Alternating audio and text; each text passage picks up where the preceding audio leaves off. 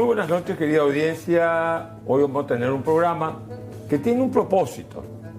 Estamos inaugurando un nuevo año, el 2025. Pero tenemos que saber también qué fue la historia paraguaya, porque de alguna u otra manera el presente se configura, se conforma a partir de las experiencias históricas del pasado paraguayo. Pero no solamente de nuestras experiencias pasadas inmediatas, sino también hay experiencias remotas que por razones de pautas culturales se reproducen hasta el presente. La idea, por ejemplo, del liderazgo fuerte no es una idea que se inaugura en el Paraguay moderno del siglo pasado con Alfredo Stroessner, sino que es una cuestión que nos viene desde hace mucho tiempo, los primeros años de la independencia. Por eso, para entender, como tan coloquialmente se dice, de dónde venimos, para saber hacia dónde vamos a ir, hacia dónde se está produciendo, hacia dónde se está fraguando el nuevo modelo de nación, es importante saber de dónde provenimos. Hemos invitado a, creo yo, el mejor historiador paraguayo de la actualidad, proficuo, estudioso de las relaciones Paraguay-Bolivia, un detallista, un hombre que mira el detalle con la generosidad de sus ojos, que lo analiza, lo profundiza, y un conocedor acabado de todo el proceso, no solamente de la historia paraguaya de posindependencia en 1811, sino también del Paraguay colonial y el Paraguay, o la América de la conquista. Pero no vamos a ir nos vamos a ir a lo muy remoto. Vamos a tratar de empezar con algunos rasgos de la vida independiente del Paraguay a partir de 1811 y a ver si la generosidad del tiempo nos permite llegar hasta el presente. Estamos con el doctor Ricardo Escabone Yegro. Ricardo, ¿cómo está? Un placer de tenerte en el programa Mirando Lejos. Muy agradecido por la invitación y muy agradecido por tus palabras, que las acepto por provenir de tu parte. Pero sabes que se compadecen con la realidad en todo caso. Yo sé que sos... la humildad también, alguien decía, es una falsa hipocresía, pero yo creo que sos un historiador profundo, estudioso, con una obra atrás tuya, meticuloso en el detalle, porque he leído, o digamos, le he echado una vista a tu obra, y creo que es una contribución a la historia paraguaya, que dicho sea de paso, hemos perdido. Creo que vos sos un representante, una continuidad de esos grandes historiadores como Julio César Chávez, Efraín Cardoso, en fin, los ensayistas de aquella época, ensayistas, historiadores, narradores, gente que... ¿Qué pasó? ¿Se ha perdido el rigor de la disciplina histórica? ¿Ha decaído en el Paraguay? ¿Es un problema de la academia o es un problema de la mediocridad general que vive el Paraguay? Yo pienso que se está trabajando mucho, hay muy buenos investigadores en temas variados. Hay mucha gente que se dedica a la historia de la mujer, a la historia social, a la historia económica. Y bueno, los grandes historiadores que mencionaste tenían una visión general del país y sobre todo una visión de la construcción política del Estado paraguayo, de las dificultades que tuvimos, de las vicisitudes que soportamos, de la ubicación del Paraguay en su contexto regional y en alguna medida global. Nunca fuimos un país de una gran presencia en el mundo, pero sí nos vinculamos más allá de nuestra inmediata vecindad. Entonces, historiadores como Cardoso, Chávez, explicaron lo que se necesitaba en ese momento, entender la situación tan dramática que había vivido el Paraguay, pasando la guerra contra la Triple Alianza y teniendo que afrontar pocos años después, pocas décadas después, la guerra del Chaco. ¿Por qué la historia paraguaya, si uno la mira, y hoy obviamente el horizonte político nos puede hacer creer que todo ha sido chato en este país? Pero sin embargo, si uno revisa retrospectivamente lo que fue el Paraguay, somos el único país del continente que combatimos con nuestros 3 vecinos. En 50 años o en 53 años tuvimos 2 guerras internacionales. Una guerra que casi nos extinguió, la Guerra Grande, la guerra posterior contra Bolivia, convulsiones interiores, una revolución del 47 con un costo humano también elevado para la poca población del país. ¿A qué pasó? ¿Fue nuestra posición geográfica? ¿Fue el liderazgo local que ideó un Paraguay apartado de las tendencias globales o transnacionales como era la época, lo que hizo que nuestra inserción sea tan traumática en el mundo? O sea, tuvimos 2 guerras que fueron 2 guerras pesadas. Una que fue casi, digamos, no voy a decir así, un holocausto, y otra que fue con un país vecino para resolver un problema de límite. ¿Por qué tan bélica fue nuestra inserción regional y al mundo? Todas nuestras fronteras se definieron a partir de guerras internacionales. Eso no ocurre con otros países de América Latina. Pienso que, por una parte, el aislamiento marcado por la geografía, la situación de país sin litoral marítimo, también el hecho de que no haya habido grandes riquezas que explotar en el Paraguay, salvo ahora que con la tecnología y que nos estamos convirtiendo en un gran productor de alimentos. Todo eso marcó la singularidad del Paraguay. El Paraguay, dentro incluso de América Latina, es un país que tuvo un desarrollo diferente dentro de los procesos generales. La independencia, por ejemplo. El Paraguay es república desde 1813 y Bolivia se constituyó como Estado en 1825, con mucha anticipación. Poco antes se combatía todavía la independencia en Venezuela, en Colombia, en Perú.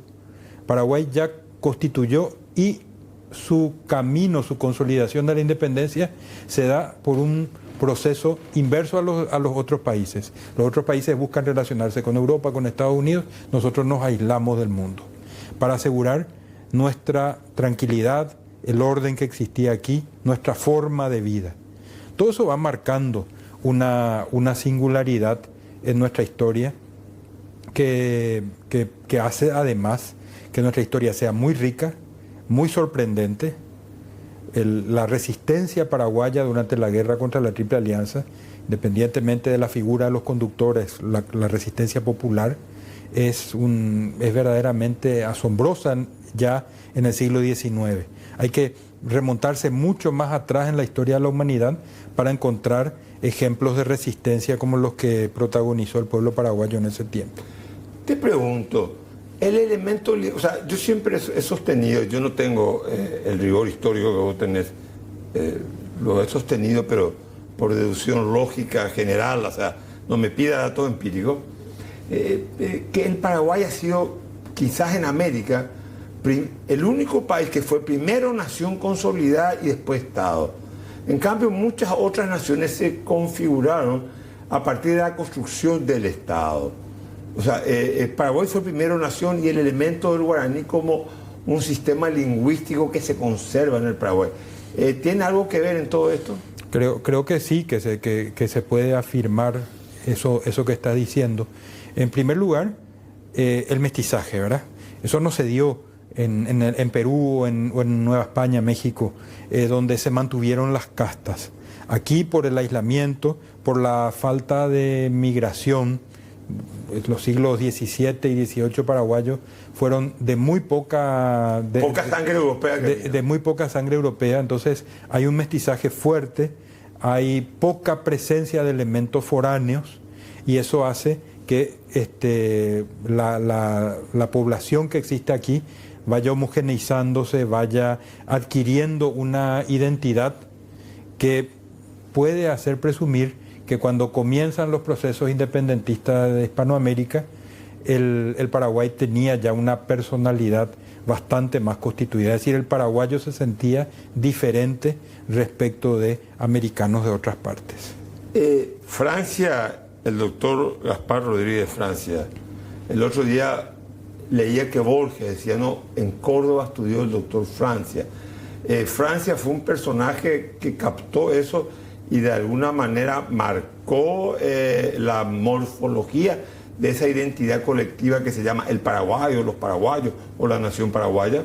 Indudablemente, yo pienso que Francia, entre todos sus contemporáneos, fue el que tuvo una noción de que el Paraguay y probablemente los paraguayos, la masa mayor de la población paraguaya, querían un gobierno que respetara esa forma de vida, esa identidad, ese estilo de convivencia que existía en el país.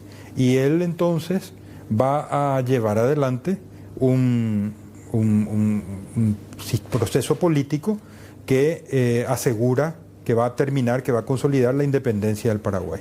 Ahora, la figura de Francia... A un altísimo costo. A un altísimo costo porque implica aislamiento, separación del comercio exterior, etc.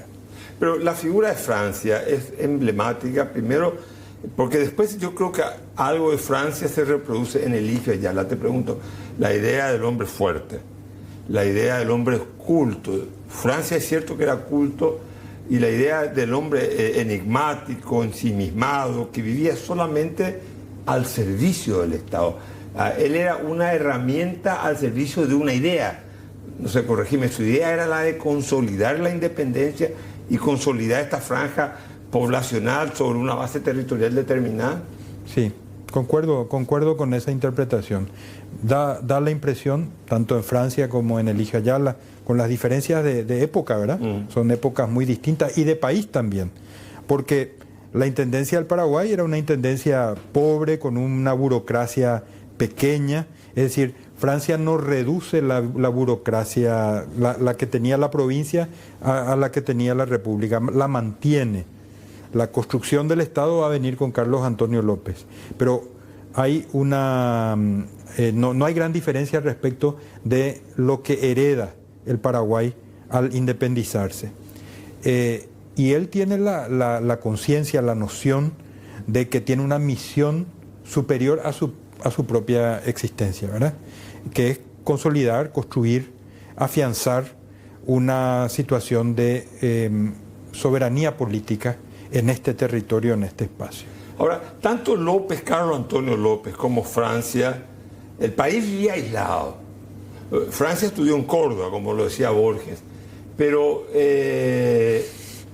no eran hombres desprovistos de conocimiento con respecto al manejo del Estado, a las tendencias culturales del momento. O sea, digamos, eran figuras que tenían una trascendencia hasta que Carlyle, el historiador inglés, los cita a Francia como ya en aquella época contemporánea de Francia. O sea, eran hombres que estaban actualizados, eran hombres formados con una idea jurídica. Pues López estuvo medio autoexiliado en una estancia. ¿Qué datos podemos aportar ahí? Francia tuvo más oportunidades porque salió a estudiar, estudió en una universidad, tuvo oportunidad de estar al tanto de las ideas que circulaban en el momento. El esfuerzo de Carlos Antonio López es más meritorio desde ese punto de vista. Él estudió en el seminario, fue profesor en el seminario, era indudablemente un hombre de una inteligencia superior y que, a pesar de las restricciones, porque el país estaba cerrado, aunque Francia de repente recibía periódicos, etcétera, que entraban de alguna u otra forma en el país, un hombre como Carlos Antonio López tenía muchísimas más dificultades para formarse, para estudiar. Su formación, la de Carlos Antonio López original, es la escolástica en el pensamiento superior religioso y el derecho castellano indiano, muy detallista, muy metódico. Era un hombre, Carlos Antonio López, más apegado a la juridicidad. Francia menos, es decir... Pero sin embargo dicen que en la época de López fueron más rigurosos, hubo más números de gente que fue, digamos, castigada con la pena capital, o sea, que el número, algunos francistas dicen, en la época de Francia una conspiración mató 23, en cambio López, en la época de López, ahí se pueden contar más fallecidos. ¿Es cierto eso? Más asesinados, desaparecidos, no sé cómo llamarle. Creo que hay una exageración en eso. En general, los contemporáneos distinguen el gobierno de Carlos Antonio López. Ciertamente era un gobierno autoritario, pero no era un gobierno que estuviera manchado con sangre, salvo casos muy excepcionales. Carlos Antonio López, y todos los actos se ajustaban a la ley. A veces el temperamento de López era complejo, ¿verdad? Era un hombre también como gobernante autoritario, tomaba medidas movidas por el capricho, pero trataba siempre de ajustarlas a la ley. Carlos Antonio López en ese sentido es el organizador del Estado paraguayo.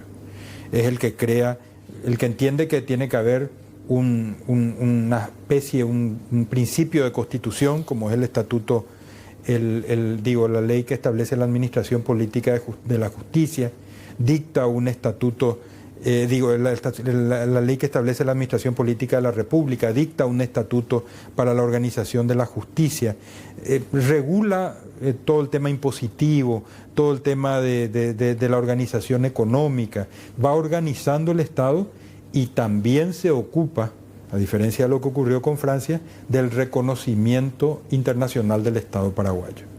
Porque cuando Carlos Antonio López llega al poder en el consulado con Mariano Roque Alonso, él encuentra que el Paraguay era independiente de sus fronteras hacia adentro, pero no era reconocido por ningún Estado, y había un Estado, la Confederación Argentina, que negaba la independencia del Paraguay. Ahora, antes de ir a la pausa, López, un hombre tan atado a lo jurídico y con una noción de la legalidad, y también hasta creo tanto él como Francia fueron republicanos. ¿Por qué designa a su hijo como sucesor a Francisco Solano López? ¿Te respondo ahora? Sí, ahora. López encuentra un país sin un equipo administrativo. Él tiene que improvisar la administración. Crea los ministerios recién en 1855, porque no tenía cómo armar una administración mínima. Y dentro del equipo que forma y prepara a su hijo para el control de las Fuerzas Armadas, para el control de las fuerzas militares. Seguramente también porque era la persona que mayores garantías le daba de estabilidad y de no traicionarlo, etcétera. Pero Francisco Solano López no es solo el hijo de Carlos Antonio López, es un colaborador formado por él en la Escuela del Rigor, porque independientemente de algunas travesuras, etcétera, Solano López tiene que vivir una vida de entrega completa a la administración pública. A los 18 años es el responsable de dirigir o comandar las fuerzas paraguayas que en alianza con Corrientes van a combatir fuera del territorio paraguayo. Entonces, ¿combate ahí él? No llegan a combatir. Se produce algo que va a ser aleccionador para Carlos Antonio López, que es el contagio de las ideas liberales con las tropas. Los correntinos estaban acostumbrados a 30 años de guerras civiles, a hacer lo que querían, a no sujetarse a ningún orden. La mezcla con los paraguayos va inficionando también a los paraguayos de ideas que no tenían y que no se quería que tuvieran. Entonces hay una especie de rebelión que Solano López controla a los 18 años ya, con su autoridad, e inmediatamente se dispone el retorno de esa fuerza al Paraguay. O sea, antes de una pausa, cortito nomás, me decisiono, esa suerte de xenofobia a las ideas que vienen de afuera, que también vivimos en el periodo de Stroessner, digamos, también se vivió en el periodo de los López, de alguna manera. López creía que la evolución del Paraguay, o sea, un sistema de libertades, tenía que ser gradual. Evolutivo. Evolutivo, exactamente. Y que el problema de los países vecinos era la anarquía, el exceso de las libertades, el libertinaje. Y no quería, por eso incluso la definición de los límites, él renuncia al territorio de Misiones en un momento dado, porque quiere que el límite sea el río Paraná, claro, que no haya posibilidad de un contacto entre poblaciones que puedan alterar la forma de vivir, la forma de pensar, el estilo de vida de los paraguayos. Bermejo no renuncia al territorio, lo que hoy sería... El Chaco estaba despoblado, ¿verdad? Pero sí, respecto de Misiones, la frontera con Corrientes, él quería fronteras muy claras, muy notorias, que permitieran también controlar que no hubiera influencias foráneas perjudiciales a esa visión que tenía. Nos vamos a la pausa y ya seguimos con Ricardo Jabón. Le llevamos una pregunta sobre el mariscal Francisco Solano. Bueno, la pregunta que te quiero hacer, Solano López me sí formado en el rigor, 18 años estuvo ya comandando una tropa. Algunos destacan que el padre le dijo resolver los problemas limítrofes con la pluma, no con bravuconadas, con bravatas. Pero sin embargo, la pregunta que te quiero hacer es la siguiente. La guerra era algo que no se podía evitar. La guerra de alguna manera es también el resultado de algunas impericias de Francisco Solano López, de no entender un equilibrio de poder regional, o la guerra es la conspiración, la guerra grande, la triple del capital internacional contra un modelo que se apartaba de las pautas del mercado internacional. Lo último que decís está descartado. Para Solano López, para entenderlo, hay que ubicarlo en su tiempo.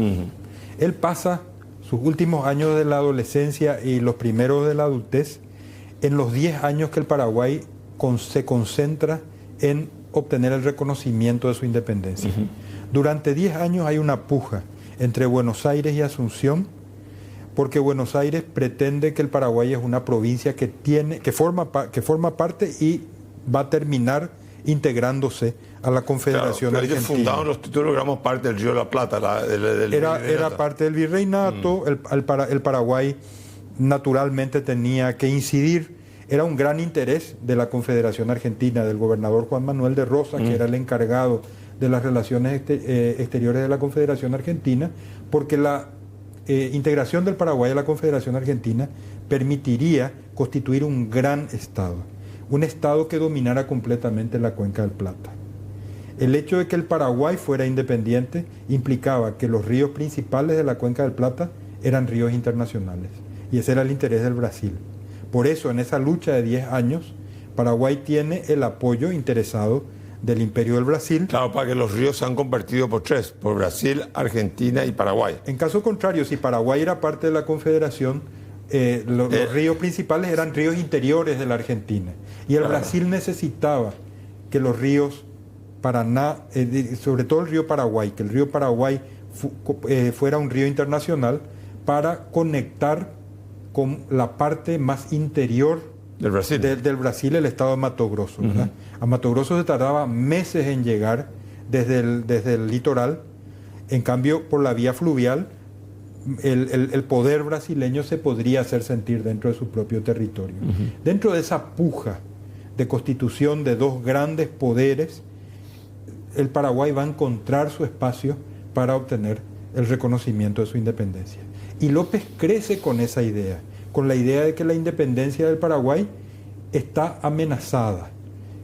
Los grandes vecinos, tarde o temprano, van a atentar y van a tragar, van a incorporar al Paraguay y Uruguay, que son países menores y que incluso en algún momento estuvieron dentro de las aspiraciones de esos países. Bueno, los brasileños aceptan, dicen, no, con Paraguay no perdimos nada, con Uruguay perdimos... Claro, era la provincia cisplatina y tuvieron finalmente que reconocer como Estado independiente.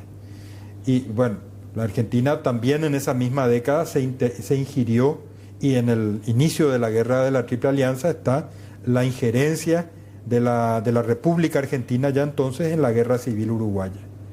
Todos esos elementos van a hacer creer a Francisco Solano López que se estaba reformulando, reconstituyendo el mapa político de la Cuenca del Plata.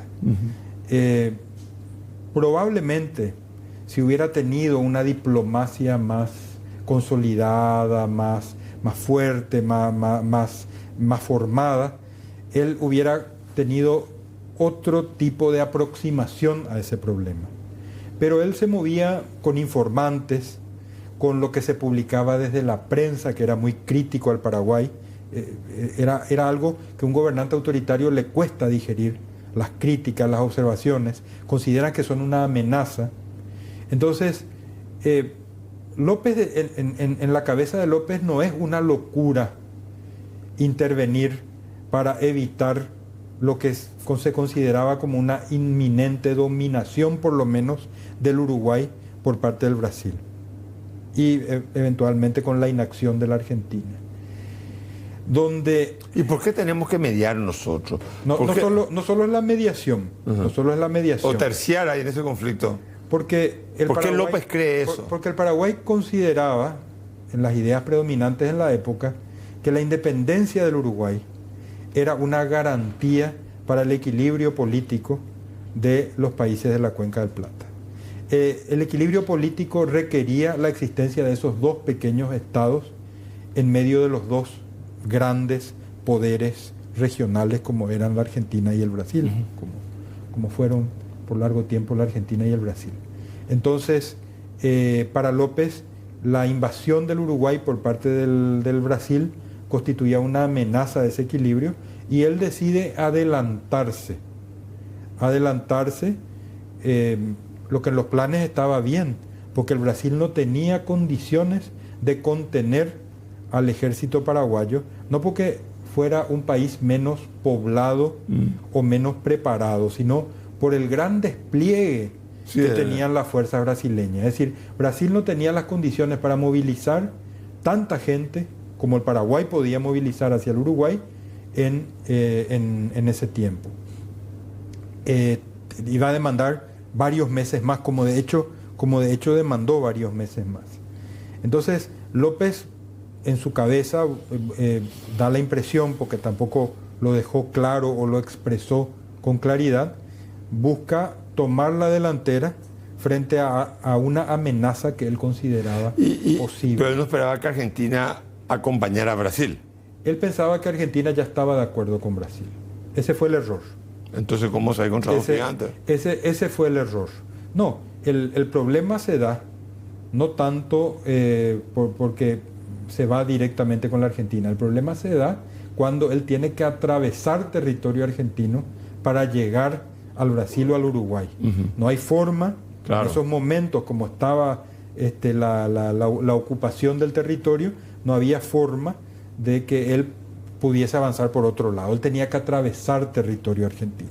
Y ahí hay un error de cálculo.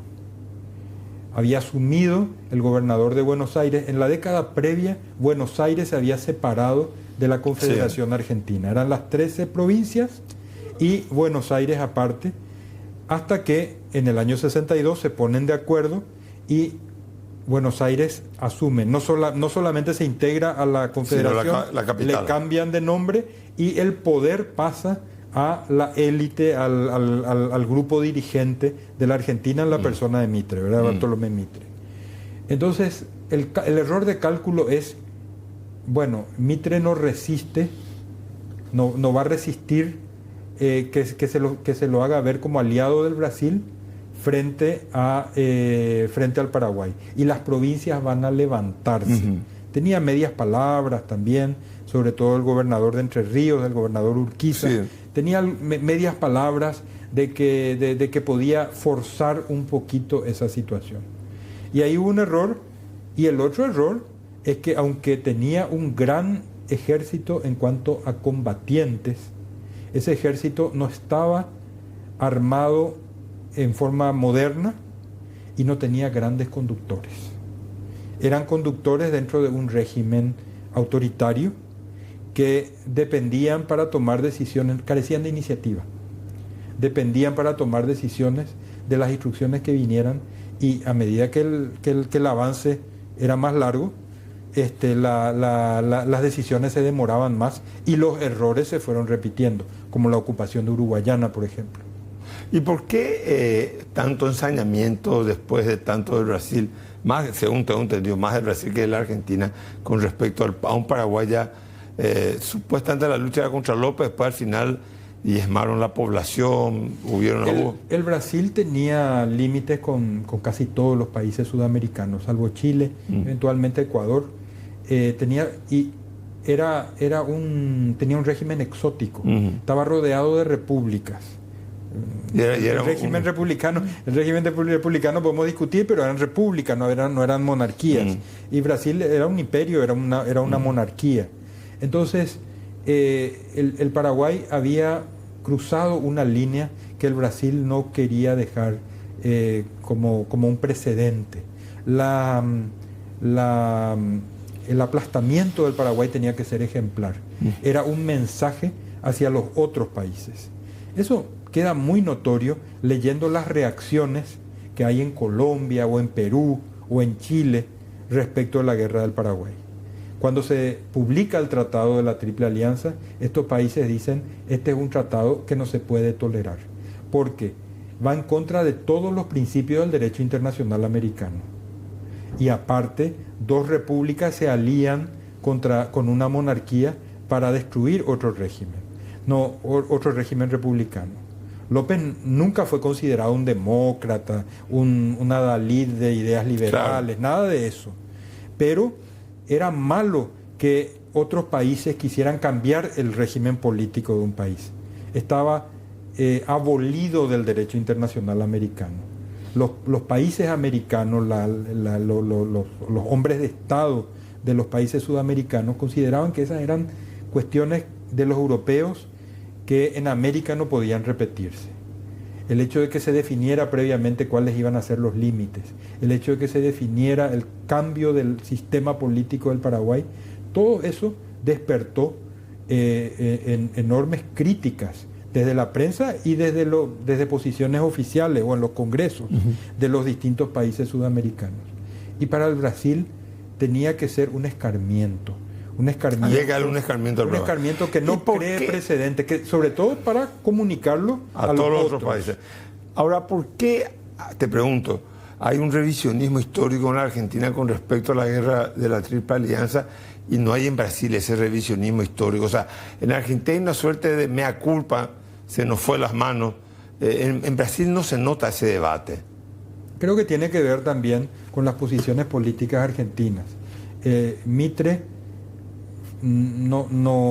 la proyección política de Mitre a través de su familia, el diario La Nación, de la gente que compartía esas ideas políticas, se extendió por el tiempo. Entonces los sectores nacionalistas o los sectores del justicialismo tomaron el tema de cómo afrontar la guerra del Paraguay también como una manera de diferenciarse de la línea liberal conservadora, ¿verdad? Entonces ahí surge todo el tema del revisionismo. O sea, un debate histórico interno, político, pero en Brasil no existe eso, ese revisionismo. En Brasil sí existe en una forma muy marginal. Incluso un libro que acá generó muchas reacciones contrarias, como el de Francisco Doratiotto, también fue muy mal visto en ciertos sectores del Brasil. Por ejemplo, en el sector militar, por las críticas que él hacía al duque de Caxias, que es como el santo patrono de las fuerzas militares brasileñas. La guerra del Paraguay es un momento importante dentro de los fastos históricos de las fuerzas militares brasileñas y cuidan también. O sea, digamos, para el ejército brasileño haber aplastado a un país es un mérito histórico, digamos. Se libraron grandes batallas, se enfrentaron muchas vicisitudes. Pero ellos cuentan la batalla de Costañú, el incendio del hospital de Probablemente no lo cuentan de la misma manera que se cuenta aquí, ¿verdad? Cuentan también cómo fueron arrasadas poblaciones de Río Grande del Sur, cómo se ocupó Uruguayana, cuentan las violaciones de sus mujeres. Cada uno cuenta la guerra según cómo la vivieron. Pero fíjate una cosa interesante. Perón manda como embajador, cuando asume su último gobierno, a José María Rosa. El principal historiador, escribió un libro muy importante, La Guerra del Paraguay y las Montoneras Argentinas. Hace toda una revisión muy inteligente, era un hombre de gran capacidad. Y Perón le dice, vaya al Paraguay y hable siempre de la guerra. Destaque el heroísmo de los paraguayos. Porque nosotros no necesitamos de las hazañas de la guerra del Paraguay, como le llaman ellos.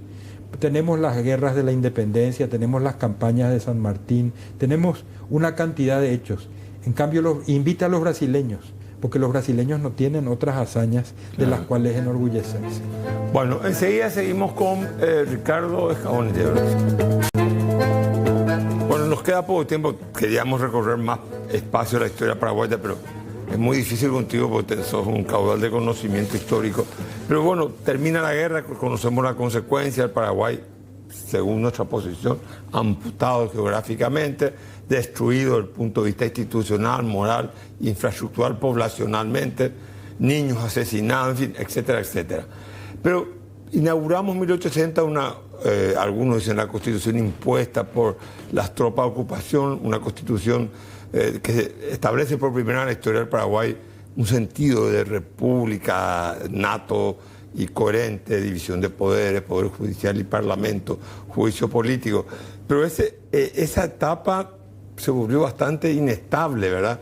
O sea, de 1870 hubo un periodo de mucha hostilidad donde de alguna manera se arraiga, así como la época de 1811 hasta 1870 era un periodo autoritario, no existía la cultura de la conspiración.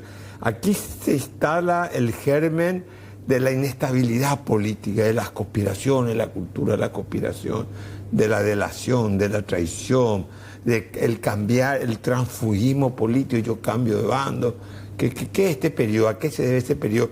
Te digo, me puedo citar algunas personalidades de este periodo, pero en general, que va hasta, yo creo, hasta 1920, que después el Paraguay se encausa para la guerra del Chaco. Comenzamos a vivir una forma distinta a la que estaba acostumbrado el pueblo paraguayo y van surgiendo las ambiciones. Ahora, hay que decir que no estábamos solos. Recordad que hasta 1876 había un ejército de ocupación aquí que alteraba todo, alteraba el movimiento comercial y económico porque ellos introducían libres de impuestos sus productos. ¿Eran tanto argentinos y no, brasileños? Solamente los brasileños. Los argentinos ocuparon Villa Ayes, la Villa Occidental, que la devolvieron después del laudo del presidente Ayes. Entonces, hay también una injerencia y sobre todo el Brasil busca personalidades, dirigentes políticos que en alguna medida sigan una línea favorable a sus intenciones. El Brasil firma el Tratado de la Triple Alianza en un momento complicado, pero inmediatamente después, en la medida que se va afianzando su fuerza dentro de la Triple Alianza, el Brasil se da cuenta que había cometido un error, que la independencia del Paraguay es importante para el Brasil y que la Argentina no podía quedarse con todo el Chaco. Entonces, durante esa década van a tener que definirse cuestiones muy relevantes: la independencia del Paraguay, la adopción de un nuevo sistema político a través de la Constitución de 1870, que hasta el día de hoy fue la que tuvo una mayor permanencia, una mayor vigencia, y sí, duró hasta el 36. Y que Argentina no se quede con el Chaco. Esas cuestiones se van resolviendo entre 1873 y 76 y 78, y finalmente Paraguay entra en un periodo... ¿Responde el liderazgo Bernardino Caballero a la lógica de la política brasileña? No necesariamente. Él era considerado como una persona vinculada al Brasil, con simpatías en el Brasil y confiable para el Brasil. Pero Bernardino Caballero va a presidir un periodo, no lo inicia él, lo inicia Cándido Vareiro. Cándido Vareiro en 1878 desarma las últimas diferencias muy fuertes y hasta 1887 hay solamente un núcleo de que ejerce la responsabilidad del gobierno. En la Cámara de Diputados, en la Cámara de Senadores. Los partidos van a surgir recién en el 87. De 1878 hasta 1904 no hay sino algunas azonadas de un día. No hay guerra civil en ese periodo. Y es un periodo muy enriquecedor para el Paraguay. Se crea el Colegio Nacional, se forma la generación del 900, se crea la Universidad Nacional, se hace un esfuerzo enorme para mejorar la educación a través de las escuelas normales. Que eran públicas, aparte. El país va transformándose. El país que entra al siglo XX es un país muy diferente en cuanto, quizás no en su riqueza económica, quizás no en lo material, pero es un país donde ya se escribe, donde ya se discute por la prensa, donde se intercambian ideas. Es un país diferente del país que comienza su proceso es un país de independencia. Que se supone que el aislamiento nos volvió medio brutos, ignorantes. La libertad nos trajo el elevamiento cultural del Paraguay. Y es una generación que apuesta a eso. Benjamín Acebal prefiere, cuando vuelve de Washington lleno de gloria, porque Benjamín Acebal salva ese territorio del Chaco entre el río Verde y el río Pilcomayo, salva con su pluma, salva ese territorio. El presidente le dice: ¿usted quiere ser ministro de Relaciones Exteriores? Y le dice: no, yo quiero ser director del Colegio Nacional. Él había estudiado en el Colegio Nacional de Buenos Aires. Y él se queda 6 años como director del Colegio Nacional y forma esa generación estupenda, la generación del 900, con personalidades como Manuel Gondra, Fulgencio Moreno, Blas Garay, el propio Eligio Ayala, Eusebio Ayala, van formándose dentro de esa línea del colegio. El Paraguay va a ir transformándose a través de la educación. Esa es la gran apuesta de esa generación. Y también de la inmigración. No es una inmigración masiva como la que recibe Argentina o Uruguay, pero llegan migraciones que van transformando los hábitos de vida, la forma, van modernizando también al Paraguay. Una gran migración española, por ejemplo, con personalidades como Ramón Zubizarreta, que fue el primer rector de la Universidad Nacional, o profesores del Colegio Nacional como Cristóbal Campos, el fundador de la familia Campos Cervera. Figuras importantes. Viene una gran migración italiana, migrantes franceses, migrantes alemanes. El país se va enriqueciendo también. Se va abriendo. Se va enriqueciendo en conocimientos, en cultura, en capacidad. No es una etapa oscura como se quiso hacer dentro de la historia oficial de tiempos de la dictadura, que esa era una etapa oscura. No, es una etapa en que verdaderamente uno encuentra discusiones en la prensa de gran calidad, preocupaciones sobre el futuro del país muy significativas, muy importantes. ¿Los países vencedores no pusieron deuda de guerra al Paraguay? Claro. Esa es una pesadísima carga. ¿Por cuánto tiempo pagamos eso? El Paraguay no la pagó, el Paraguay la soportó. Era una deuda impagable. El Paraguay tenía que pagar a los perjudicados individualmente. Había una deuda con los particulares que no se pagó. Con los argentinos y brasileños y uruguayos que murieron. Que fueron afectados, por ejemplo, porque Paraguay invadió la provincia de Corrientes, invadió el espacio de Río Grande del Sur. Entonces había un señor que tenía una tienda en Santo Tomé, por ejemplo, y decía: a mí me sacaron mi tienda, me robaron todo lo que tenía, eso cuesta tanto. Se formó una comisión, decía: bueno, hay que devolverle a este señor, y se le emitía una póliza. Era una deuda que tenía con el Estado paraguayo para que algún día eso se le repare. Y también el Estado paraguayo asumió deudas con sus antiguos contendientes, ¿verdad? Con Argentina, con Brasil. Uruguay lo perdonó rápidamente. Uruguay ya en el Tratado de Paz hizo el perdón o la condonación de la deuda. En realidad no en el Tratado de Paz, en el año 1883. Poco tiempo después, y en el 85... Pero se le llegó a pagar reparaciones de guerra al Estado brasileño, sí, y al Estado argentino. No se pagó, pero era una deuda enorme que pesaba sobre el Tesoro paraguayo. Pero si no pagamos, ¿por qué pesaba? Y pesaba porque algún día había que pagar. Era una presión que había. Era una presión. Nosotros no podíamos levantar cabeza. El Paraguay se le exigía que fuera soberano, que hiciera respetar y toda la cosa, pero tenía al mismo tiempo un yugo, una manera de presionar. Una cuestión muy interesante. A finales del siglo XIX comenzó a correr la versión de que había dirigentes paraguayos que estaban trabajando para la anexión del Paraguay a la Argentina.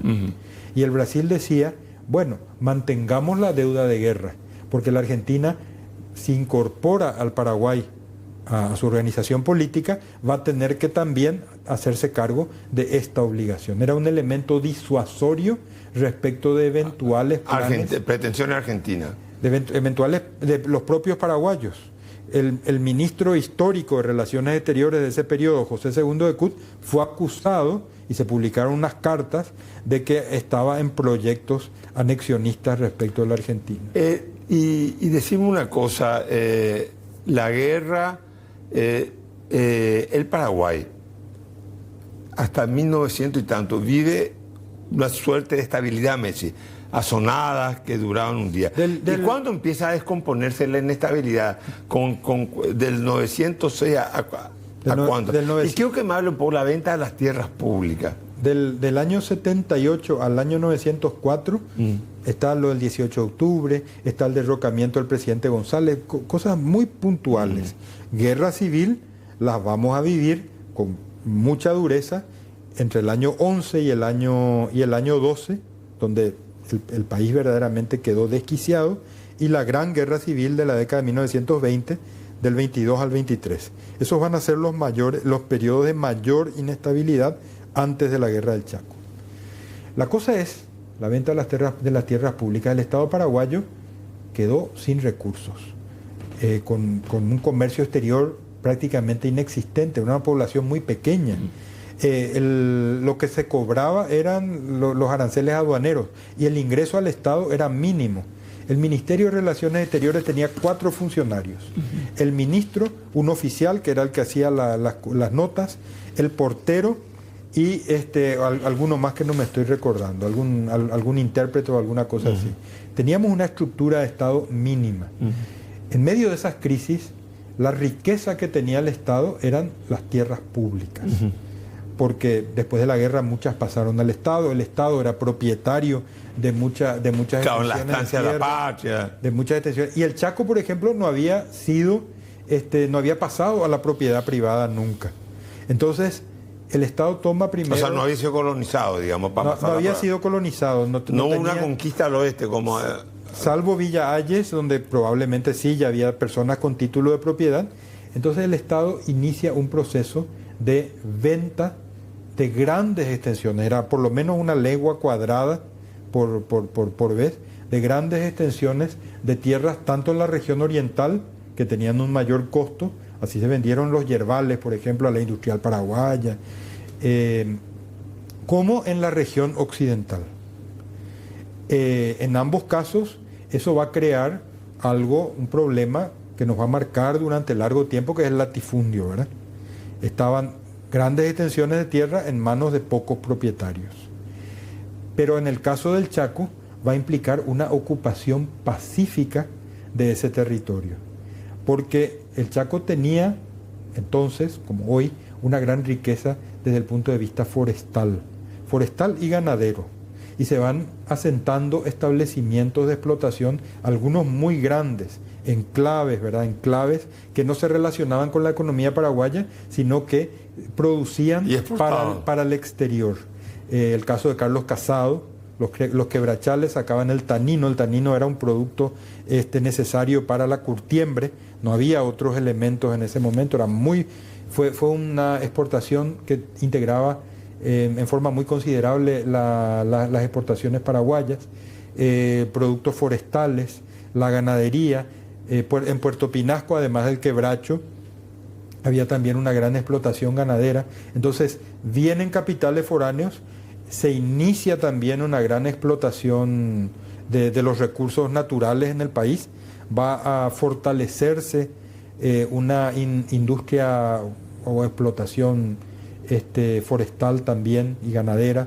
Después van a venir los grandes frigoríficos, ¿verdad? Pero va dentro de esa lógica de enclave. Es decir, no son industrias integradas al consumo local, ni nada. Claro, al mercado local. Integradas, sino que funcionan en relación con el mercado internacional. Y va creciendo también la riqueza del país, ¿verdad? Ahora, ese periodo que vos me decís que se inaugura en 1911 hasta el 20, hasta la década del 20, termina... 11 al 12, porque el 12 se inicia una década de tranquilidad. Los gobiernos de Eduardo Scher, de Manuel Franco, que lo completa Montero, porque Franco muere en ejercicio del cargo, y hasta la presidencia de Manuel Gondra, la segunda presidencia de Manuel Gondra, son periodos de tranquilidad, de mayor avance en las libertades públicas. ¿Eso va de qué año a qué año? 1912, 1921. ¿Y dónde se torna inestable Paraguay? ¿En qué época? ese periodo, 1908-1912, es un periodo de mucha inestabilidad, y después, de permanentes conspiraciones.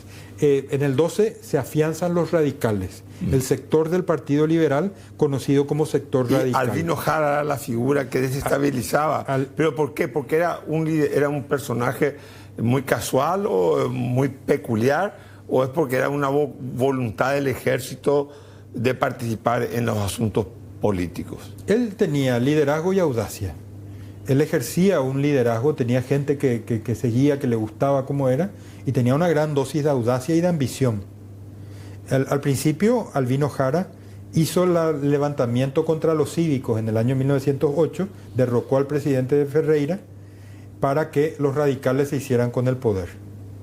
Pero después fue creciendo su ambición y fue menospreciando también figuras que eran más propias de un sistema democrático como Manuel Gondra. Manuel Gondra era un sabio, un intelectual, un hombre más de pensamiento que de acción. Y entonces Albino Jara consideraba que Manuel Gondra era un hombre al cual iba a imponerse, a imponer su voluntad. Le impone a algunos ministros, le impone determinadas medidas, hasta que finalmente decide asumir el poder. O sea, digamos, él puede ser considerado, porque digamos, tanto Francia, López, provienen de otro tipo de tradición. Podemos decir que el incipiente, o no tiene nada que ver con el militarismo que se inaugura en 1936, lo de Albino Jara. Ni siquiera es un militarismo, porque él lideraba además un sector del ejército. Los militares profesionales van a quedarse en el bando desplazado. El Chirife, Esquenoni, Mendoza, van a quedarse, que fueron los que estudiaron en Chile, igual que Jara, y a Jara le van a acompañar otros militares, algunos sí, como Goiburú, a quien va a desplazar posteriormente, pero él no representa un empeño del sector militar por dirigir el gobierno. Ahora, en la década del 20, déjame que te salte, porque es previa a la guerra del Chaco. Es una década de estabilidad, es una década de productividad, es una década donde el Paraguay, la élite política paraguaya, ¿era consciente que el Paraguay iba a entrar en la guerra contra Bolivia? Esa conciencia, a mi modo de ver, comienza a fortalecerse a partir de 1924. Hasta 1924 se pensaba que Bolivia estaba muy lejos, que no podía movilizarse hacia el interior del Chaco. En el 24 se confirma que los bolivianos estaban ya a 200 kilómetros del río Paraguay. Es decir, ya no estaban solamente en el Alto Pilcomayo, parados por el estero Patiño, sino que habían tomado la decisión de avanzar hacia el río Paraguay. Y al mismo tiempo hay la idea de que la controversia por el Chaco no tenía una solución por medios pacíficos. No tenía una solución por medios pacíficos porque Bolivia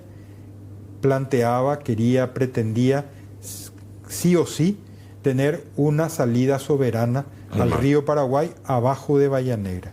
Y Paraguay rechazaba esa posibilidad en forma absoluta. Lo más que le ofreció en el año 1918 fue un puerto franco en la zona de Bahía Negra. Para Bolivia era inaceptable, para Paraguay era inaceptable la posición de Bolivia. La otra opción, el arbitraje, ninguno de los dos países podía ponerse de acuerdo sobre cuál era el espacio, cuál era la región que iba a someterse al arbitraje. Porque Bolivia especulaba con un arbitraje salomónico.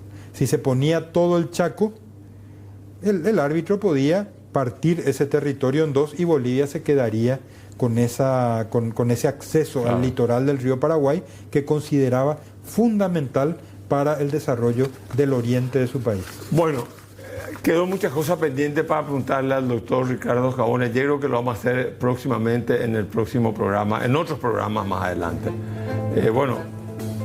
Espero que el 2025 nos traiga a todos nosotros muchas alegrías y felicidades. Muchas gracias, Ricardo. Muchas gracias por la invitación, encantado.